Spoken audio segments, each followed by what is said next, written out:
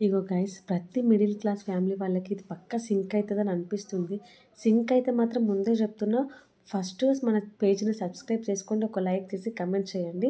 అసలు ముచ్చట ఏంటంటే జాబ్ చేసే వాళ్ళకి 1వ తారీఖు వస్తుందంటే ఎంత సంతోషపడతామో అంతకంటే 100 రెట్లు ఎక్కువ బాధపడతాం తెలుసా ఫ్రెండ్స్. ఎందుకంటే మనకు శాలరీ వస్తుందని మనం చూసే లోపు, మనం తెలుసుకునే లోపలే బ్యాంకుడు ఉండి ఈఎంఐలు అన్నీ కట్టేసుకుంటాడు. సరే పోనీ మిగిలిన డబ్బులతోనన్నా ఏదైనా చేద్దామా అంటే అట్లా ఉండదు. మిగిలిన డబ్బులతో చిట్టు కట్టుకోవాలన్నా, ఇల్లు రెంట్ కట్టాలన్నా, సరుకులు తీసుకురావన్నా, చిన్న చిన్న అప్పులు క్లియర్ చేయాలన్నా అనే థాట్ ఒకటి.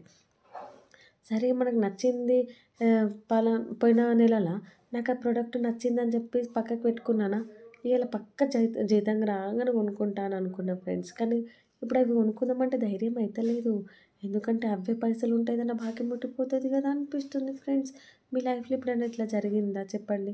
అందుకే ఫ్రెండ్స్ ఎంత కష్టపడ్డా కూడా మనలాంటి బాధలు పగోడికి కూడా పడొద్దు అని నేను అనుకుంటున్నాను ఫ్రెండ్స్.